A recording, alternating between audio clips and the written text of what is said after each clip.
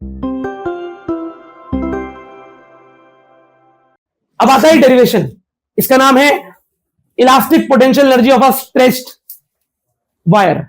अब ये जो है ये आखिरी टॉपिक है इस चैप्टर का, सॉलिड्स का, और ये डेरिवेशन 3 नंबर में स्कूल एग्जाम में आता है। Elastic potential energy of a stretched wire क्या पढ़ते हैं हम इसमें? हम इसमें ये पढ़ते हैं कि भाई आपके पास एक वायर है जिसको आपने स्ट्रेच किया,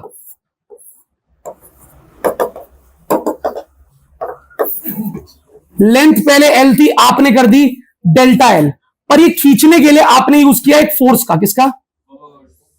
आपने कुछ फोर्स लगाया जिससे आपकी वायर खिंच गई, है ना। अच्छा, एक बार मैं ये बता देता हूं आपको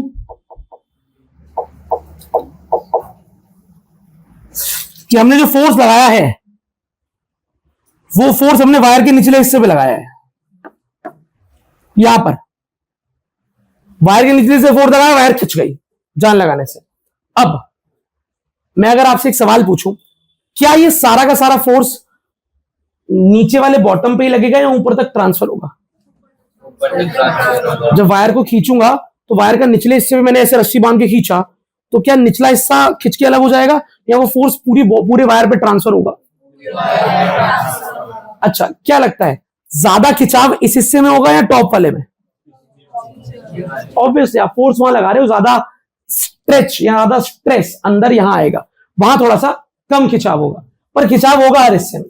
तो हम ये मान लेते हैं कि अगर मैंने एक कोने पर लगाया एफ फोर्स और दूसरे कोने पे लगाया क्या फोर्स? 0।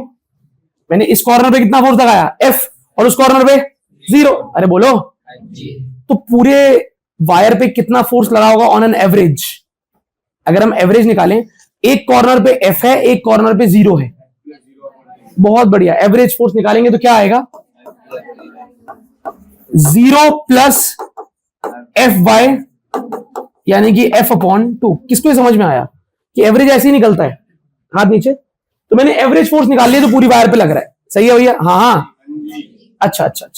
और आपने और मैंने सुना है कि work done is equal to force into displacement.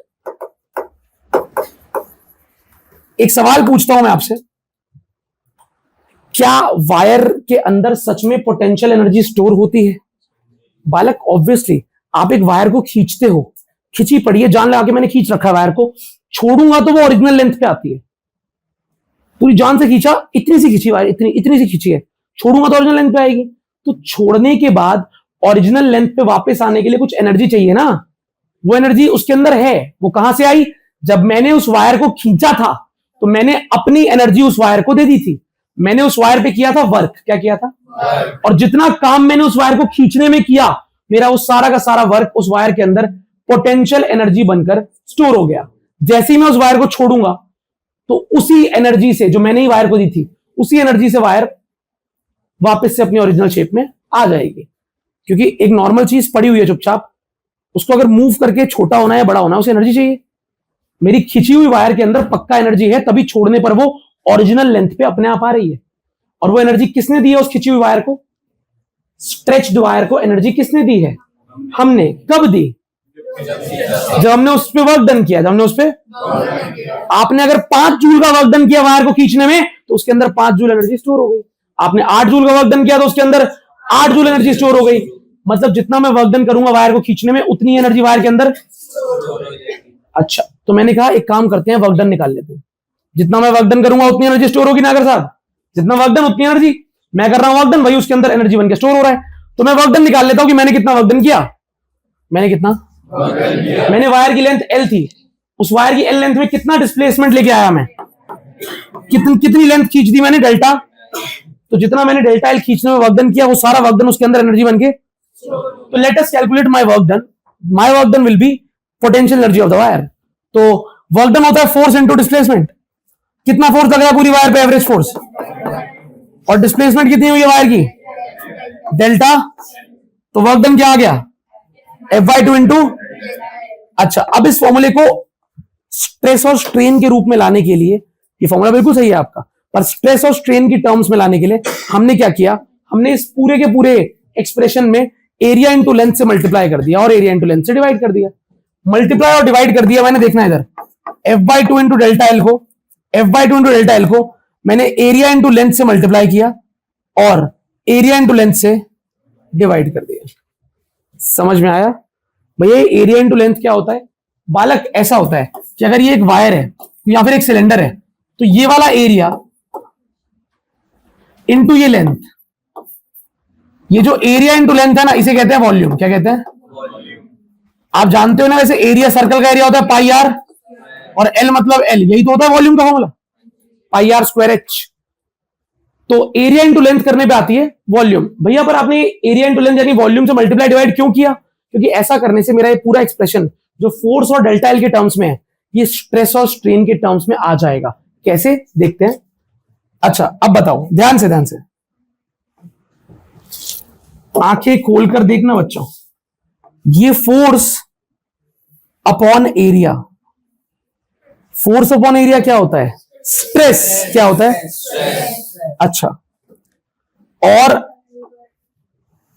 Delta L by L क्या होता है बच्चों? स्ट्रेन। क्या होता है? और ए इंटू एल होता है वॉल्यूम। क्या होता है?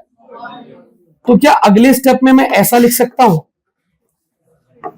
ये 1/2 है ना, 1/2, इसको चुपचाप ऐसे ही रहने देते हैं 1/2। एफ बाय ए क्या बन जाएगा?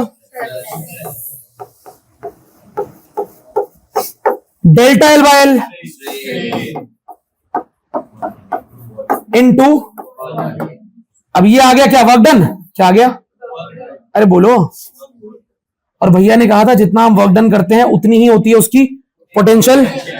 तो अगले स्टेप में पोटेंशियल एनर्जी ऑफ वायर आ गया हाफ स्ट्रेस स्ट्रेन इनटू, ये आ गया आपका फॉर्मूला नंबर 1। क्या आ गया भैया? कितने फॉर्मूले हैं इसके? इसके 3 फॉर्मूले हैं वैसे तो। कितने? एक से ही निकले हैं सारे। अब मैं क्या करूंगा अगले स्टेप में? वॉल्यूम को नीचे ले आऊंगा, वॉल्यूम को डिवाइड में। तो अब जो अगली चीज बनने वाली है वो है पोटेंशियल एनर्जी पर यूनिट, वो हो जाएगा half into stress into strain. सही है? ये हो गया फॉर्मूला नंबर 2। और भी कोई फॉर्मूला भैया? हाँ। अब मैं ये बात जानता हूं भाई कि स्ट्रेस बाय स्ट्रेन होता है यंग्स मॉडुलस। वायर है ना, स्ट्रेस बाय स्ट्रेन क्या होता है? अगर मैं स्ट्रेन को यहां पर ले जाऊं, मल्टीप्लाई कर दूं, तो स्ट्रेस की वैल्यू क्या आ जाएगी? स्ट्रेस आ जाएगा यंग्स मॉडुलस इंटू स्ट्रेन। एक बार ये स्ट्रेस की वैल्यू यहां पर पुट कर दें क्या, तो नया फॉर्मूला बन जाएगा potential energy of a wire per unit is equal to 1/2 into stress की वैल्यू क्या? y इंटू स्ट्रेन इंटू, तो आ जाएगा half into y into strain का। नहीं आया क्या? ये बन गया आपका तीसरा फॉर्मूला, एक सिंपल पोटेंशियल एनर्जी का और 2 पोटेंशियल एनर्जी पर यूनिट। ये दोनों फॉर्मूले स्ट्रेस स्ट्रेन और यंग्स मॉडुलस स्ट्रेन के रूप में है। तो कल को क्वेश्चन में मुझे y दिया हो यंग्स मॉडुलस और स्ट्रेन, तब भी मैं पोटेंशियल एनर्जी निकाल लूंगा। स्ट्रेस और स्ट्रेन दोनों दिए हो तब भी मैं पोटेंशियल एनर्जी निकाल लूंगा। अरे बोलो। तो ये 3 फॉर्मूले हैं, हमने ड्राइव करके छोड़ दिया। तो ये आपका सिंपल सा डेरिवेशन है, यहां तक आए उसके बाद वो वाला पार्ट कर दिया। ठीक बात है क्या? अच्छा, ये आपके नोट्स में आपको करके दिया हुआ है, ऐसी कोई बात नहीं।